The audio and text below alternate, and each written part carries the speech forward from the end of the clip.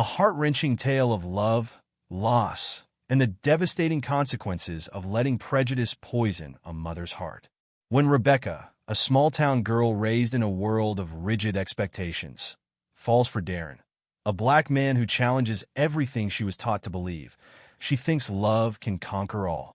But after tragedy strikes and she's left alone with their daughter Alana, Rebecca's internal demons begin to surface.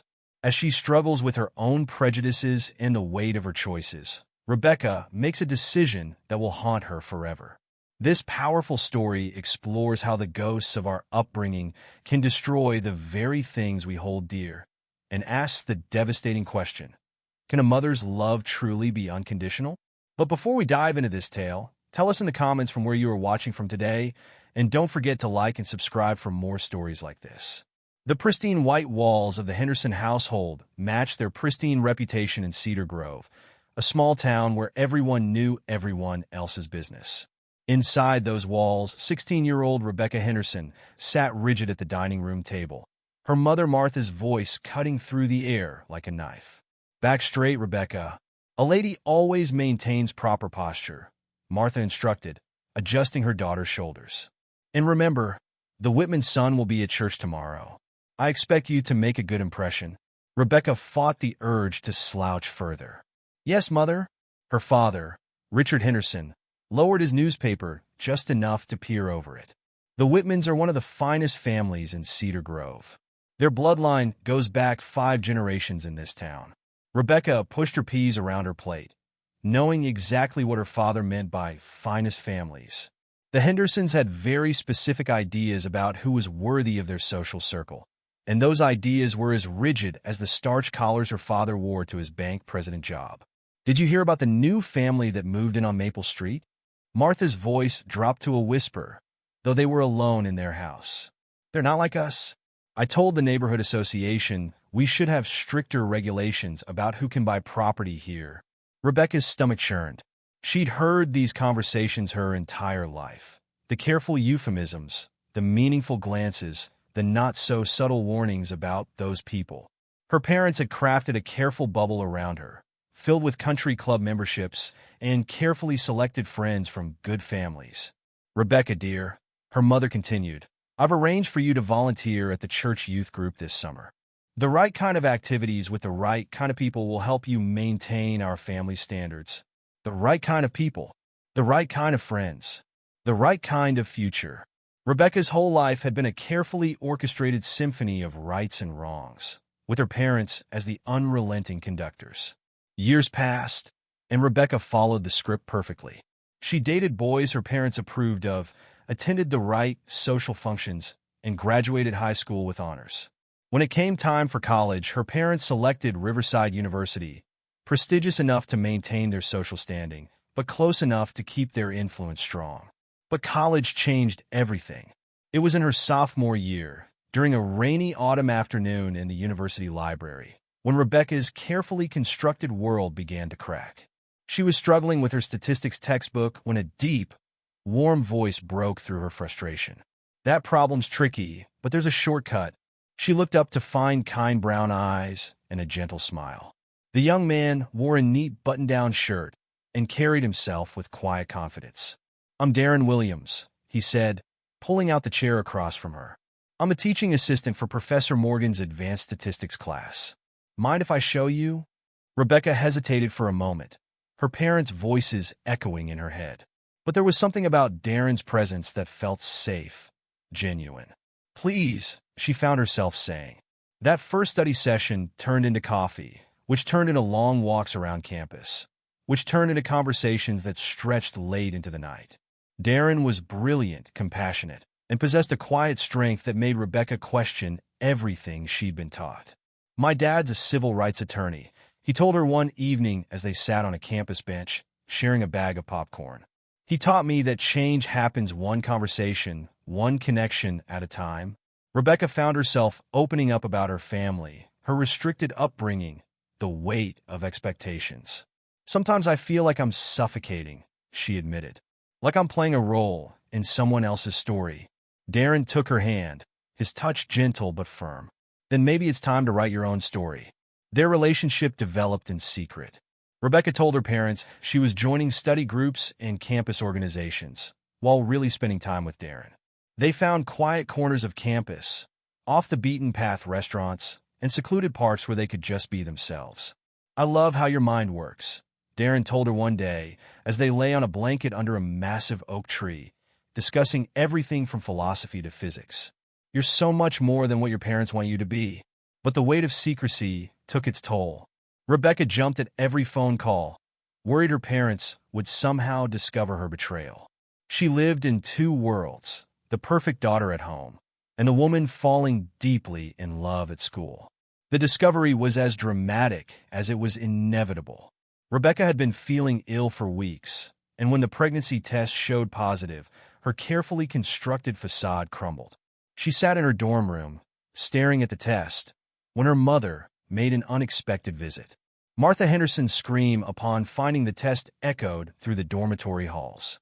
"What have you done?" she demanded, her face ashen. "Who was the father?" Rebecca stood tall, finding strength she didn't know she possessed. "His name is Darren Williams. He's brilliant, kind, and I love him." The color drained from Martha's face. "Williams? The black teaching assistant?" She spat the words like poison. "This ends now, Rebecca. You will come home immediately, and we will take care of this situation." "There's nothing to take care of, Mother. I'm keeping my baby, and I'm staying with Darren." The ultimatum came swiftly and brutally. Her father's voice boomed through the phone. "You have a choice to make, Rebecca. Your family or this mistake. If you choose him, you are no longer our daughter." That night, Rebecca cried in Darren's arms. "They're really going to cut me off completely," she sobbed. "No family, no inheritance, no support." Darren held her close. "We'll make our own family," he promised. "A better one, built on love instead of fear." They married in a small ceremony at the courthouse, with only Darren's elderly parents present. Rebecca wore a simple white dress, and Darren's smile was brighter than any diamond. But even in that moment of joy, Rebecca felt the phantom pain of her family's absence. The first few months of marriage were a whirlwind of adjustments. They moved into a modest apartment, and Darren took extra teaching assignments to support them. Rebecca finished her degree, though morning sickness made classes challenging. They were happy, but the ghost of her past haunted every celebration, every milestone. When Alana was born, Rebecca's joy was genuine but complicated.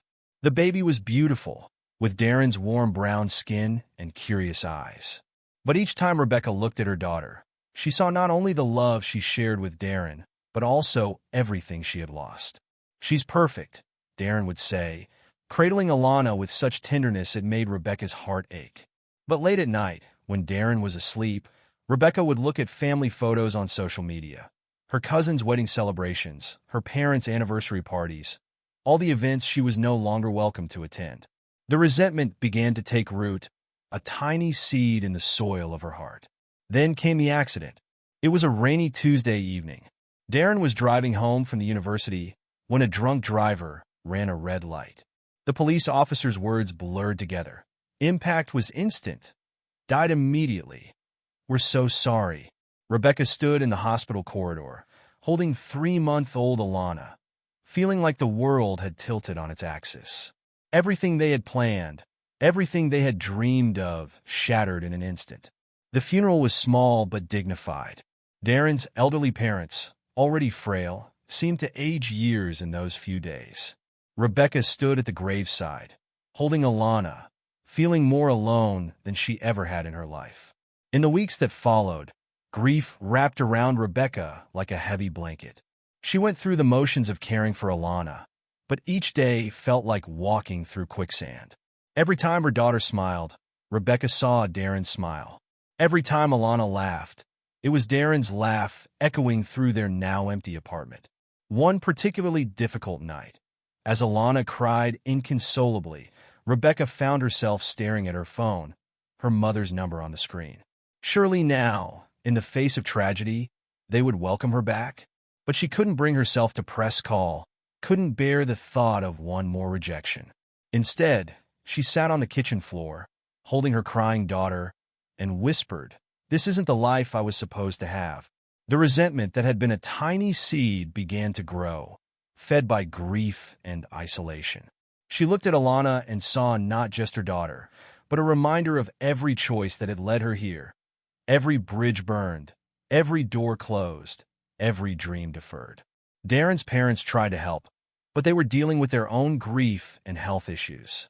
His father's Parkinson's was worsening, and his mother could barely manage their own household, let alone help with a baby. The few friends Rebecca had made through Darren gradually drifted away, unsure how to handle her grief. In her darkest moments, Rebecca found herself thinking the unthinkable, that if she had just listened to her parents, if she had just stayed within the boundaries they set, her life would be so different. She would be attending charity galas instead of working overtime to pay bills. She would be planning play dates with other young mothers from her parents' social circle instead of struggling to find affordable childcare. The truth she couldn't admit, even to herself, was that she was beginning to see Alana not as her precious daughter, but as a living reminder of everything she had lost: her family, her social standing, and now Darren. Each time she looked into those innocent brown eyes, she saw the weight of her choices staring back at her. And in the silence of their small apartment, as Alana slept peacefully in her crib, Rebecca felt the walls of her new reality closing in, suffocating her with a different kind of expectation than the ones she had fled. She was no longer the perfect daughter of Cedar Grove, but something far more challenging: a single mother carrying the weight of broken dreams and unavenged grief. The question that haunted her dreams was no longer about what she had lost, but about what she might do next. And in the darkness of those lonely nights, the answers that came to her were as frightening as they were tempting. The alarm blared at 4:30 a.m., and Rebecca's hand shot out to silence it before it could wake Alana. She lay there for a moment, staring at the water stains on the ceiling of their cramped one-bedroom apartment. Another day of endless tasks stretched before her like a desert without an oasis in sight. She dragged herself out of bed and into her waitress uniform, applying makeup to hide the dark circles under her eyes. The morning shift at the diner started at 5:30 a.m., and Mrs. Rodriguez from next door would arrive soon to watch Alana until school started. "Good morning, Mrs. Rodriguez," Rebecca whispered as she opened the door. "Alana's still sleeping. I packed her lunch and laid out her clothes." The elderly woman nodded kindly. "No te preocupes, mi amor. We will be fine." Rebecca's first job of the day was a blur of coffee refills and forced smiles. Her feet ached in the cheap shoes she'd bought at the discount store, but she couldn't afford better ones. Not with Alana growing so fast and needing new clothes every few months. "Order up for table 7, shouted Jerry, the cook, as Rebecca carried the plates to her customers, a well-dressed couple about her age.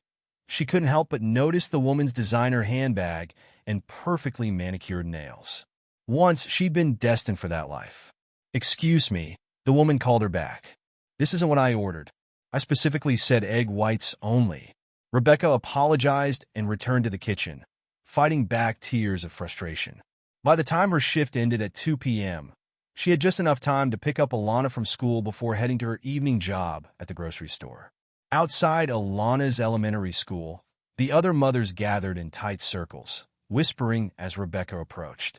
She'd grown used to their looks, some pitying, some judgmental, some openly hostile. "Mommy!" Alana's voice rang out across the playground as she ran toward Rebecca, her dark curls bouncing with each step. At 5 years old, she was the spitting image of Darren, from her warm brown skin to her infectious smile. "Hi, sweetie," Rebecca managed, noticing the other mother's stares intensify. "How was school today?" Alana's smile faltered slightly. "Jamie wouldn't play with me at recess. She said her mommy told her not to." Rebecca's jaw tightened. It wasn't the first time this had happened, and she knew it wouldn't be the last. The casual cruelty of children often reflected their parents' prejudices. "Look what I made for you." Alana pulled a slightly crumpled drawing from her backpack. It showed 2 stick figures holding hands, one small and brown, one taller and pink. Hearts floated around them. "That's nice," Rebecca said distantly, already thinking about her next shift. "Put it in your bag. We need to hurry." Alana's face fell, but she carefully tucked the drawing away. Can we get ice cream today? No, Alana. I have to work. But you always have to work, Alana whispered, her lower lip trembling. Rebecca felt the familiar mixture of guilt and resentment rise in her throat. That's because someone has to pay the bills. At the grocery store, Rebecca stocked shelves while Alana sat in the break room, coloring and waiting. Sometimes, when business was slow, she could hear her daughter's voice carrying down the aisles, chatting with anyone who would listen. My mommy works really hard, Alana told Mrs. Peterson, a regular customer. And when she's done, we're going to read stories together. Right, Mommy? Rebecca pretended not to hear, focusing instead on arranging cans of soup in perfect rows. She knew she wouldn't have the energy for stories later. She never did anymore. That night, like most nights, dinner was whatever Rebecca could throw together quickly. Mac and cheese from a box, with hot dogs cut into small pieces. Alana chatted happily about her day, while Rebecca pushed food around her plate, her mind wandering to bills that needed paying and the growing hole in Alana's shoes. Mommy, can I sleep in your bed tonight? Alana asked, her eyes hopeful. I had a bad dream last night. No, Alana. You need to sleep in your own bed. But Daddy used to let me. Daddy's not here anymore. Rebecca snapped, instantly regretting her harsh tone as Alana's eyes filled with tears. Later, after putting Alana to bed, Rebecca sat at their small kitchen table, surrounded by past due notices and collection letters. The walls of their apartment seemed to close in around her, and Darren's absence felt more acute than ever. She could hear Alana's quiet sniffles through the thin walls, and instead of feeling maternal concern, she felt suffocated. Every cry, every need, every reminder of Darren and Alana's features seemed to tighten the noose around her neck.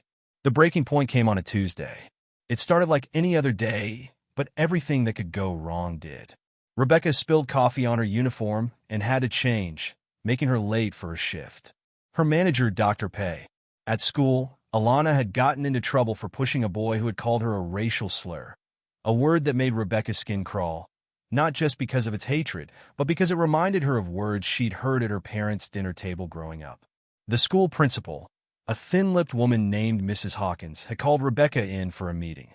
While we don't condone the other child's language, Mrs. Hawkins said, her tone suggesting otherwise, violence is never the answer. Perhaps Alana's background makes her more prone to aggressive behavior.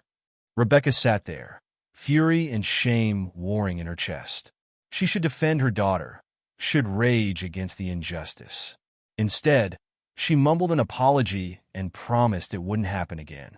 That evening, as rain pounded against the windows and thunder rolled overhead, Rebecca reached her breaking point. Alana had been especially clingy, seeking comfort from the storm, but Rebecca felt nothing but irritation at her daughter's presence. Mommy, I'm scared, Alana whimpered, clutching her stuffed elephant, a gift from Darren before he died. Rebecca stared at her daughter, really stared at her, and felt something inside her snap.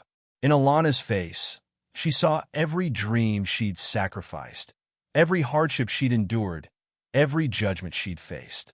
And in that moment, a terrible thought crystallized. She couldn't do this anymore. The decision, once made, seemed to take on a life of its own. Rebecca packed a small bag for Alana while the girl slept, including her favorite pajamas and the stuffed elephant. She found the address for the state-run foster home in the next town over.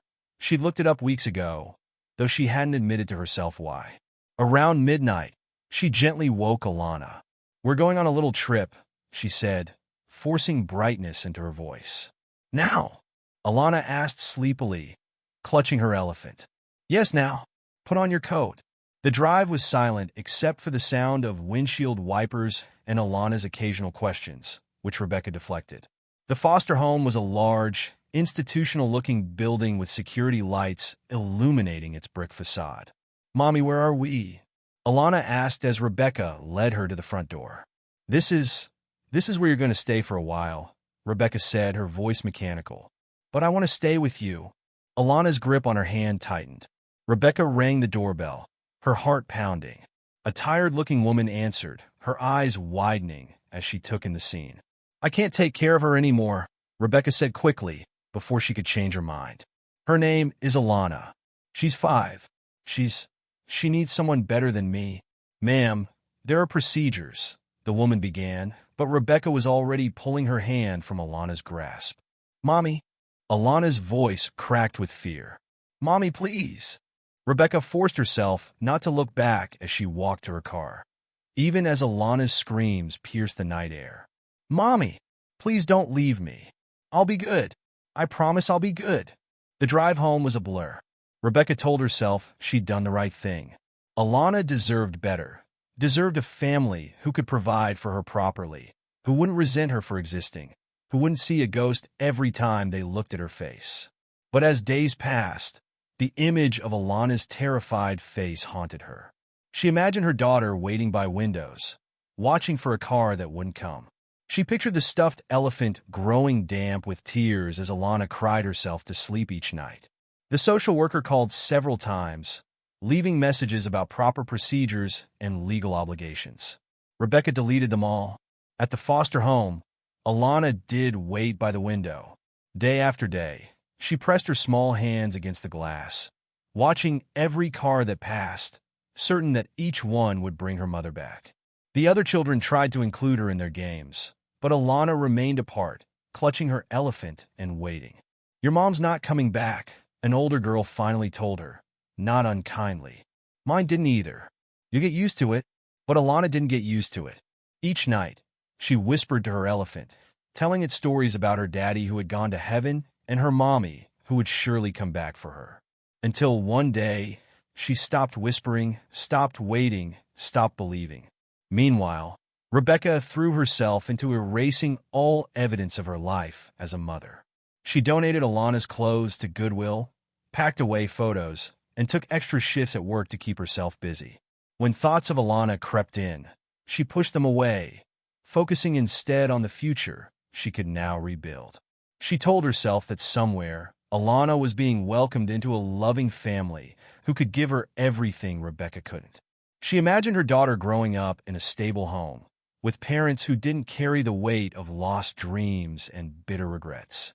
But late at night, when the apartment was too quiet and the shadows too long, Rebecca would remember the weight of Alana in her arms, the sound of her laughter, the way her eyes lit up when she smiled, just like Darren's had. In those moments, the truth would threaten to break through her carefully constructed wall of justifications. She hadn't abandoned Alana for her daughter's sake, but for her own. These thoughts were dangerous, so Rebecca did what she'd learned to do best.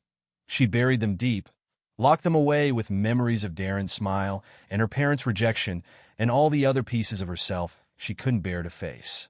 She took down the children's drawings from the refrigerator, packed away the tiny shoes by the door, and told herself that this was a new beginning. But even as she repeated this mantra, she knew she was really just continuing what her parents had taught her long ago, running from anything that didn't fit into her idea of what life should be. In the end, Rebecca did what generations of her family had done before her. She chose the easier path, the cleaner break, the socially acceptable facade. She became what her parents had always wanted, alone but uncomplicated, pure but empty, free but haunted. And somewhere across town, a little girl with her father's eyes held tight to a stuffed elephant, learning far too young that sometimes the people who are supposed to love you the most are the ones who hurt you the deepest. The foster care system was a revolving door of temporary homes and forgotten promises.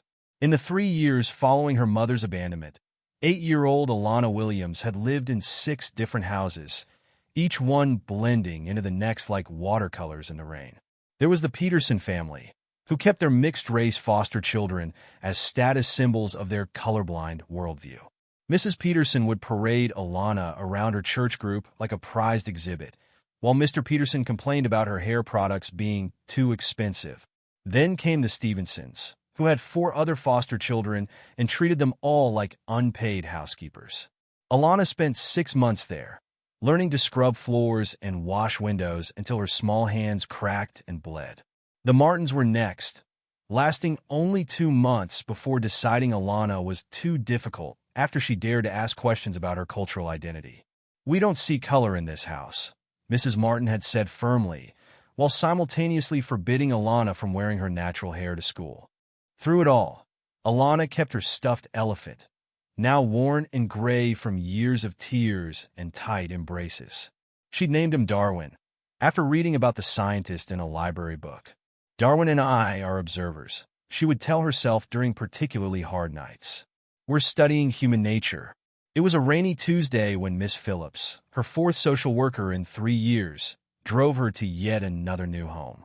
"This one's different," Miss Phillips promised, though Alana had heard those words before. But when the car pulled up to a modest brick house with flowers spilling out of window boxes, something did feel different. Perhaps it was the wind chimes that sang a gentle welcome, or the smell of fresh bread wafting through the screen door. Mrs. Rose Evans stood on the porch, her silver hair gleaming in the afternoon light. She was tall and elegant, with deep brown skin that seemed to glow with inner warmth, and eyes that held both wisdom and mischief. "Well, come on up here, child," Mrs. Evans called out, her voice rich and melodious. No point getting soaked in that rain. Alana climbed the steps slowly, clutching Darwin to her chest. She'd learned to be cautious with new foster parents, to guard her heart against inevitable disappointment. Mrs. Evans knelt down, despite her arthritic knees, to meet Alana at eye level. "I hear you're quite the observer," she said, nodding at Darwin. "That's good. The world needs more people who pay attention." Something in Mrs. Evans' direct gaze, in the way she spoke to Alana like a person rather than a problem to be solved, made Alana's carefully constructed walls tremble. The first few weeks were a dance of careful observation on both sides.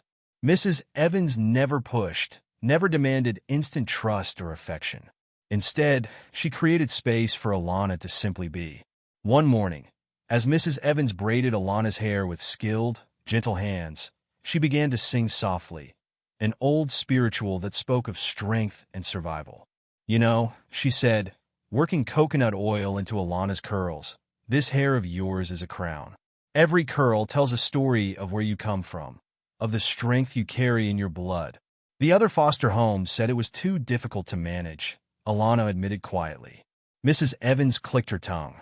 "Child, they just didn't know how to appreciate its glory. Remember this. Anything worth having takes work, whether it's beautiful hair or a beautiful life." Slowly, under Mrs. Evans' patient care, Alana began to bloom. The elderly woman's house became a sanctuary of learning and self-discovery. The walls were lined with books, everything from African American history to classical literature, and Mrs. Evans encouraged Alana to read them all. "Knowledge," Mrs. Evans would say, "is something nobody can take from you. They can take your possessions, change your circumstances, but what's in your mind belongs to you alone." When Alana came home crying one day because a classmate had called her a racial slur, Mrs. Evans didn't just offer comfort. She offered context and empowerment. "Sit down," she said, pulling out a photo album. "Let me tell you about your people. Not just the pain we've endured, but the glory we've achieved." For hours, she shared stories of civil rights leaders, artists, scientists, and everyday heroes who had faced discrimination but refused to be diminished by it. "Their strength flows in your veins," she told Alana. "Their dreams live in your possibilities." Under Mrs. Evans' guidance, Alana's grades soared. The same observant nature that had helped her survive in foster care made her excel in academics. She developed a particular interest in debate club, where her ability to construct logical arguments and speak with passion caught the attention of her teachers. "You've got a lawyer's mind," Mrs. Evans remarked one evening, watching Alana prepare for a debate competition. "Always looking at all angles, always fighting for what's right." The idea took root in Alana's mind. She began to research law schools, reading about civil rights attorneys and family law advocates. The more she learned, the more she could picture herself in that role, helping other children who, like her, had been lost in the system. But life had taught Alana that happiness was often fleeting. In her junior year of high school, Mrs. Evans began to slow down. The woman who had once seemed indestructible now needed help climbing the stairs, and her vibrant voice grew softer. "Don't you worry about me," Mrs. Evans would say, catching Alana's concerned glances. "I've lived a full life. Now it's time for you to live yours." One autumn morning, as golden leaves danced outside the window, Mrs. Evans called Alana to her bedside. "I need you to promise me something," she said, her voice weak but determined. "Anything," Alana replied, holding her foster mother's hand. "Promise me you'll use your pain as fuel, not poison. Promise me you'll help other children find their way home, not just to a house, but to themselves." "I promise," Alana whispered, tears falling freely. Mrs. Evans passed away peacefully that night, leaving Alana with a legacy of love, wisdom, and purpose. The funeral was attended by dozens of former foster children whose lives Mrs. Evans had touched, each with their own story of how she had helped them find their path. Grief threatened to overwhelm Alana, but she remembered Mrs. Evans' words about using pain as fuel. She channeled her sorrow into her studies, graduating as valedictorian of her high school class. Her graduation speech moved the entire audience to tears as she spoke about resilience, identity, and the power of unconditional love. "One person who believes in you," she said, her voice strong and clear, "can help you learn to believe in yourself." The scholarship offers came pouring in. Alana chose Harvard Law School, the same institution where Thurgood Marshall had studied. The day she received her acceptance letter, she sat by Mrs. Evans' grave, Darwin the elephant still in her arms. "I did it, Mama Rose," she whispered, using the name she'd only called Mrs. Evans in her heart. "And I'm just getting started." Law school was challenging, but Alana had learned from the best about perseverance. She excelled in her classes, particularly in family law and civil rights courses. Her professors noted her unique perspective and passionate advocacy for foster children's rights. During her internship at a family law firm, Alana worked on a case involving a young mixed-race girl being bounced between foster homes. The parallels to her own story were unmistakable, but instead of breaking her, they strengthened her resolve. "Your Honor," she argued in her first court appearance as a student attorney, "every day a child spends without stability and support is a day they learn the wrong lessons about their worth. We have the power to change that narrative." She won the case, securing a permanent placement for the child with a loving family who understood the importance of cultural identity and emotional support. After graduating with honors, Alana had her pick of prestigious law firms.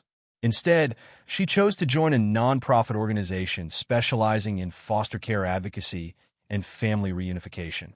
Her office wall held two precious items: her law degree and a photograph of Mrs. Evans. On her first day as a practicing attorney, Alana wore her natural hair in a crown of curls, just as Mrs. Evans had taught her. She carried Darwin in her briefcase, a reminder of where she'd come from and why she fought so hard for every child who came through her door. Her reputation grew quickly in legal circles. Judges respected her thoroughness and passion, while clients loved her empathetic approach and fierce advocacy. She never forgot what it felt like to be a scared child clutching a stuffed elephant, and that memory informed every case she handled. One afternoon, as she successfully argued for better oversight of foster placements, a senior judge pulled her aside. "Ms. Williams," he said, "you've done more for foster care reform in 2 years than most attorneys do in a lifetime. What drives you?" Alana thought of Mrs. Evans, of Darwin, of all the homes that weren't homes, and of the woman who had taught her to transform her pain into purpose. "I believe," she said carefully, "that every child deserves someone who will fight for them until they learn to fight for themselves." In her spare time, Alana began mentoring foster children, particularly those struggling with identity and belonging. She created a scholarship program in Mrs. Evans' name, specifically for foster children pursuing higher education. Her office became known as a place of hope, where pictures drawn by grateful children covered the walls and a worn stuffed elephant sat proudly on her desk. Each time she won a case, each time she helped a child find stability or reunited a family committed to healing, she felt Mrs. Evans' presence. "Use your pain as fuel, not poison," she would whisper to herself in challenging moments, the words as powerful as they had been when first spoken. Alana had learned that home wasn't always where you started, but it could be where you chose to build it. She had learned that family wasn't always blood, but it was always love. Most importantly, she had learned that sometimes the greatest act of defiance against pain was to use it to help others heal. Alana Williams had become everything Mrs. Evans knew she could be: a warrior for justice, a voice for the voiceless, and a living testament to the power of unconditional love.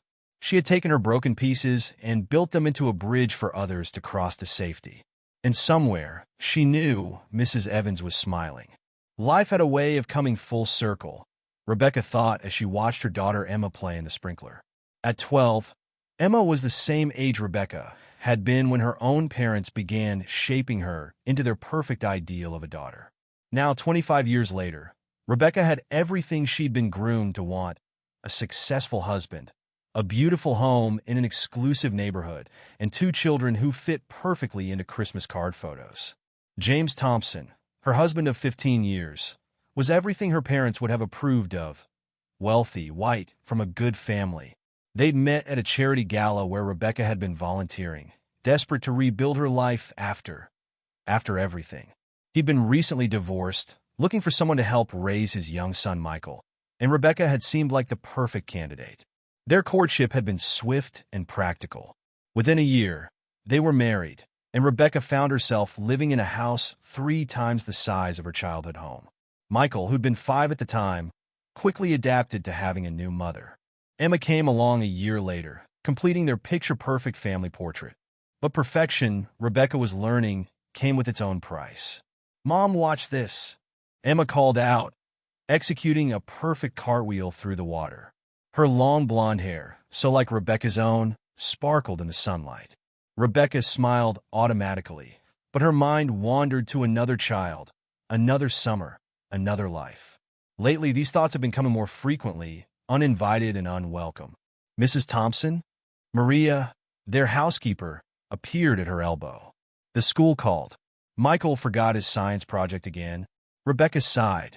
At 15, Michael was becoming increasingly forgetful, a typical teenager in every way. "I'll drop it off," she said, rising from her comfortable patio chair. As she drove to the high school, the project sitting safely in the passenger seat, Rebecca passed a group of students leaving for lunch.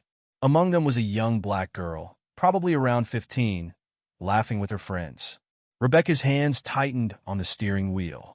Would Alana have been like that? Would she have had that same carefree laugh, that same confident stride? Would she have forgotten science projects and rolled her eyes at her mother's reminders? The questions haunted her, appearing at the most mundane moments. When Emma had her first piano recital, Rebecca found herself wondering if Alana would have been musical. When Michael made the basketball team, she couldn't help but think of Darren's natural athleticism. That night, like many nights recently, the dreams came. She was back in that rainy parking lot, but this time Alana wasn't 5 years old. She was a teenager, tall and beautiful like her father, looking at Rebecca with Darren's eyes. "Why didn't you love me enough to stay?" Dream Alana would ask, her voice heavy with sadness. Was I too much of a reminder? Too dark? Too different? Rebecca would try to reach for her, to explain, but Alana would always fade away, leaving Rebecca to wake up gasping, her pillow wet with tears. "Honey?" James stirred beside her. "Another nightmare?" "I'm fine," she lied the same way she'd been lying for years. "Go back to sleep." But sleep became increasingly elusive as the dreams grew more frequent. During the day, Rebecca threw herself into volunteering, into organizing charity events, into being the perfect wife and mother. But the cracks were beginning to show.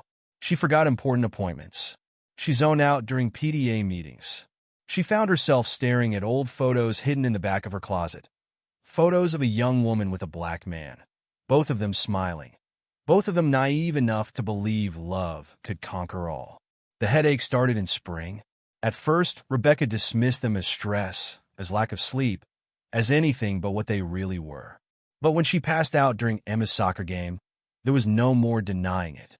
The doctor's office was sterile and cold, much like the news he delivered. "Stage for glioblastoma," he said, his voice gentle but firm. "I'm so sorry, Mrs. Thompson, but the tumor is quite advanced." "How long?" James asked, his hand gripping hers too tightly. 6 months. Perhaps a year with aggressive treatment. The world shifted on its axis. Rebecca thought of all the times she'd imagined her future, growing old with James, seeing her children graduate, holding grandchildren. Now, that future was dissolving like sugar in rain. But it wasn't thoughts of the future that haunted her most. It was the past. As she lay in bed that night, after James had finally fallen into an exhausted sleep, Rebecca faced the truth she'd been running from for so long. She wouldn't live to see Emma graduate high school. She wouldn't see Michael get married. But she had already missed all those moments with Alana. By choice. By cowardice. The realization broke something loose inside her. The carefully constructed walls she'd built around her guilt came crashing down. And for the first time in years, Rebecca allowed herself to really feel the weight of what she'd done. The confession came out one evening during family dinner, spilling from her lips like water from a broken dam. "I need to tell you something," she said, her voice trembling. "Something I should have told you all long ago." James put down his fork, concern etching his features. Michael and Emma stopped their usual dinner table bickering, sensing the gravity in their mother's tone. "Before I met you," Rebecca began, looking at James, "I was married. His name was Darren, and he was—" She took a deep breath. He was black. The silence in the room was deafening. Rebecca forced herself to continue. "We had a daughter, Alana. After Darren died, I couldn't handle it. The grief, the responsibility, the looks people gave us. I convinced myself she'd be better off without me. So one night I took her to a foster home, and I left her there." Emma's fork clattered to her plate. "You abandoned your baby?" The horror in her daughter's voice cut through Rebecca like a knife. "She was 5, she whispered. She had Darren's eyes. Every time I looked at her, I saw everything I'd lost, everything I'd given up. I told myself I was doing it for her, but I was really doing it for myself. How could you?" Michael's voice was thick with disgust. "How could you just leave your child?" James sat silent, his face unreadable. Rebecca waited for judgment, for condemnation, for the rejection she deserved. Instead, he reached across the table and took her hand. "You need to find her," he said simply. Emma, tears streaming down her face, nodded vigorously. "Dad's right, Mom.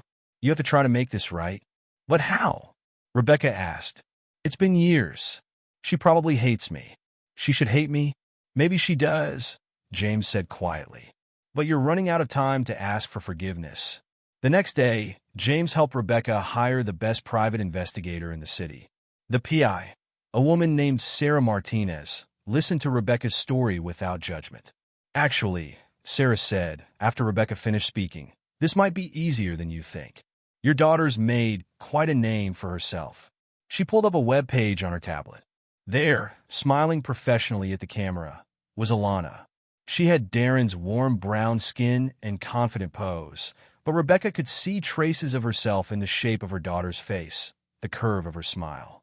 Alana Williams, Sarah Reed, Harvard Law graduate, specializing in foster care advocacy and family law.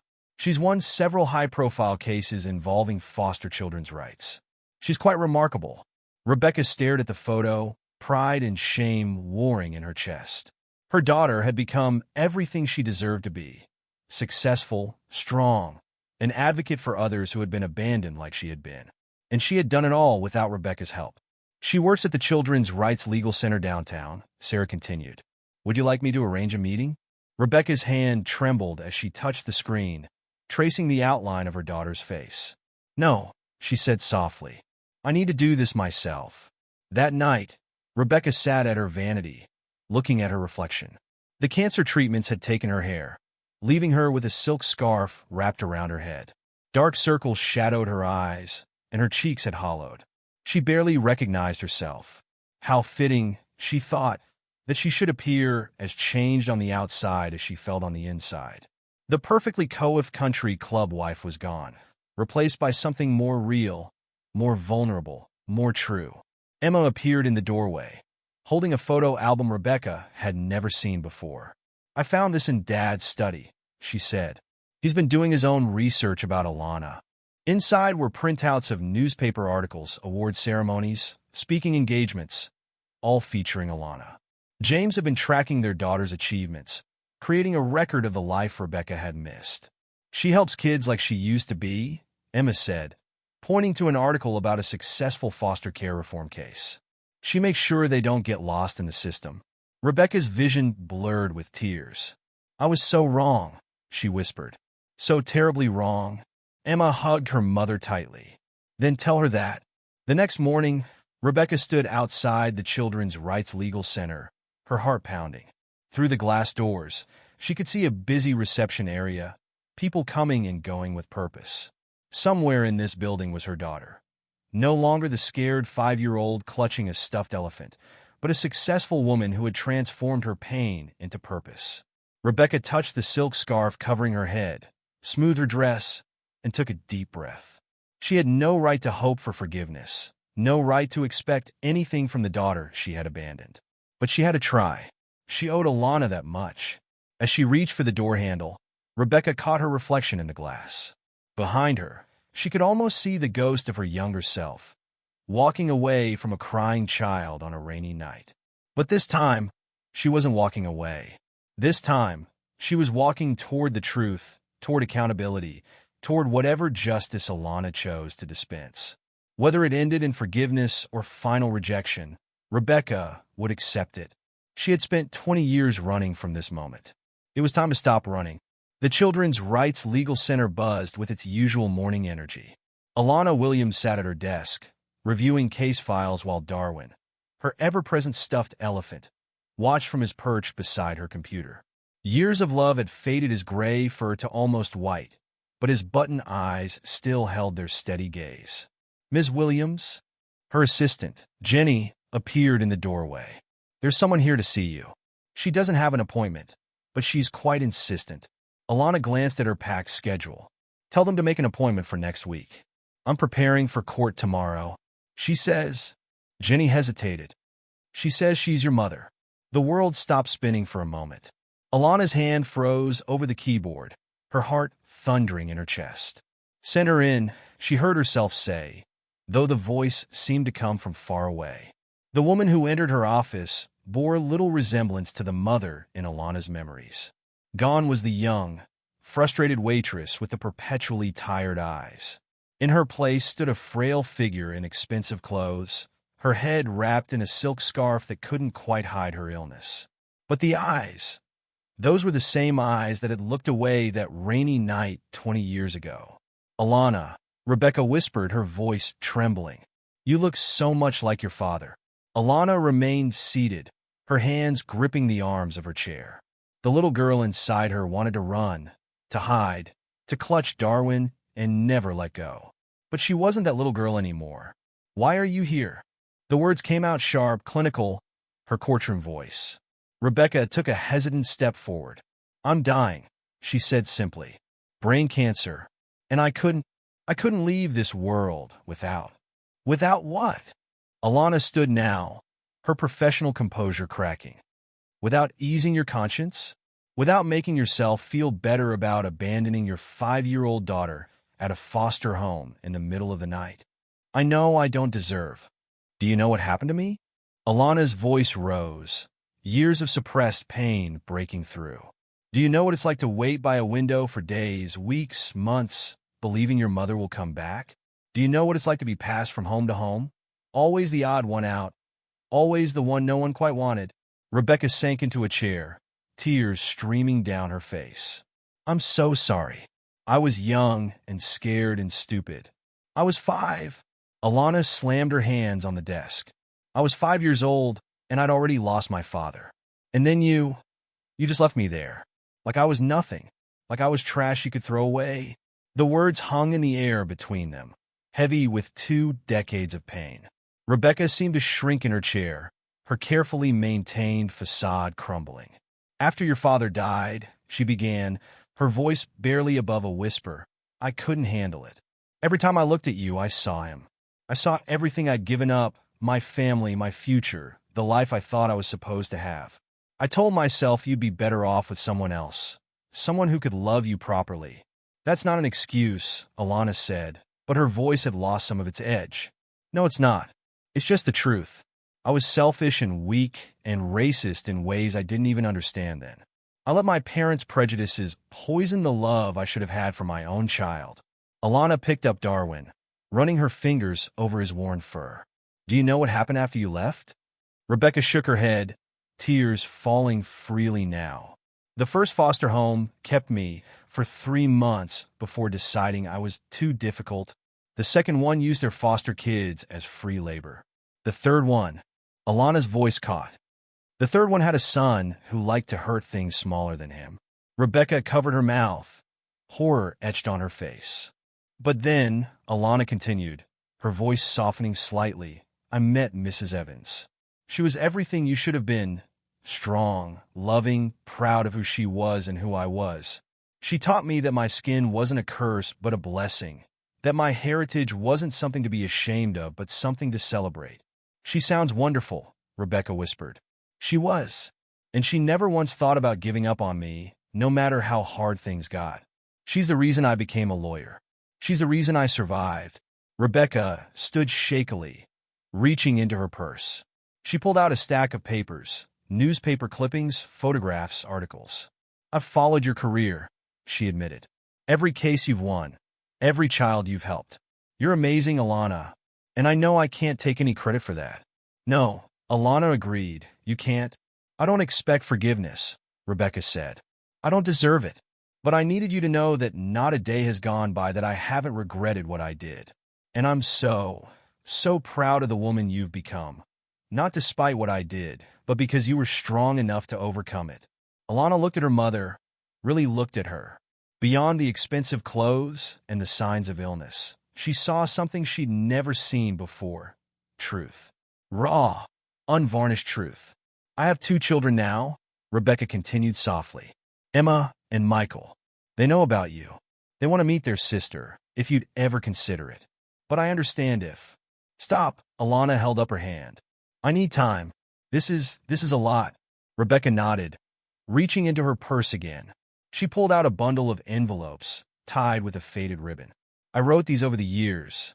Letters I was too cowardly to send. When I'm gone, if you want to read them...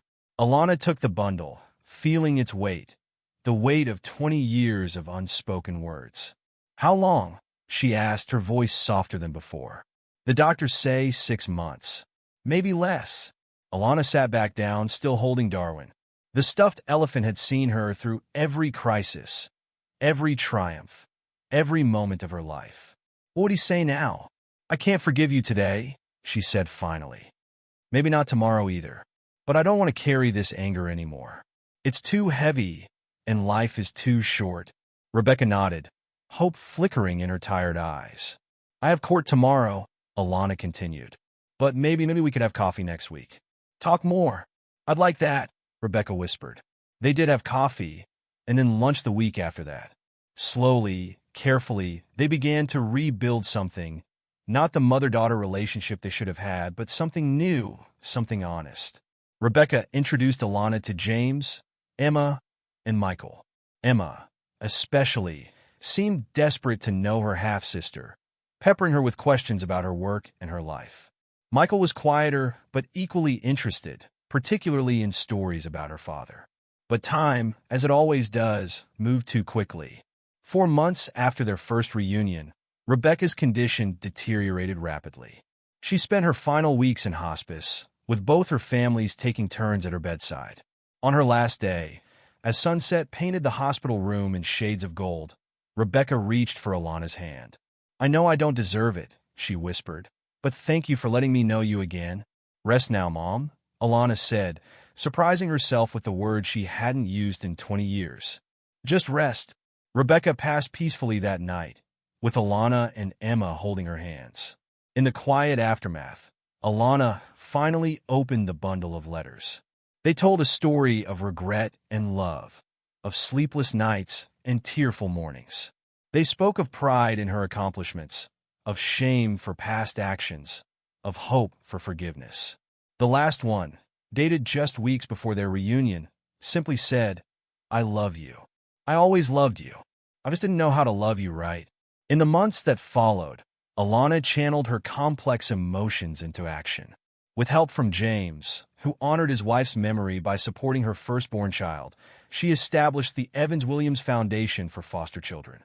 The foundation's mission was twofold: to provide support and advocacy for foster children, particularly those facing racial and cultural challenges, and to work with parents at risk of abandoning their children. offering counseling and resources to help keep families together.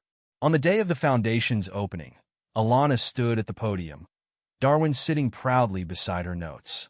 The audience included her half-siblings, James, dozens of former foster children she'd helped, and a photo of Mrs. Evans smiling down from behind her. "Every child deserves to be loved," she began, her voice strong and clear. "Not just when it's easy, not just when it fits our expectations, but always. And every parent deserves the support and understanding they need to love their children properly." She touched Darwin's worn fur gently. "My story began with abandonment, but it didn't end there. It led me through darkness and into light, through pain and into purpose. And now, it leads me here, to a place where we can help write new stories, better stories for children who need us." In the back of the room, she could almost see them. Mrs. Evans nodding proudly, Darren smiling his brilliant smile, and yes, even Rebecca, finally at peace. They were all part of her story, all threads in the tapestry of who she had become. "The past cannot be changed," she concluded, "but the future is still unwritten. And today, we begin writing it together." As applause filled the room, Alana looked down at Darwin, his button eyes still watching faithfully after all these years. "We made it," she whispered to him. "We're home." What would you do if your past came knocking, filled with pain and regret? Could you find the courage to seek forgiveness or the strength to grant it? Share your thoughts in the comments below. Thank you for joining us in this emotional journey of love, resilience, and the power of forgiveness. Alana's story reminds us that even in the face of heartbreak, redemption is possible, and healing can lead to new beginnings. If you like this story, consider subscribing for more stories that touch the heart and inspire the soul. I pour my heart to write these heartfelt narratives, and your support means the world to me. Thanks for watching.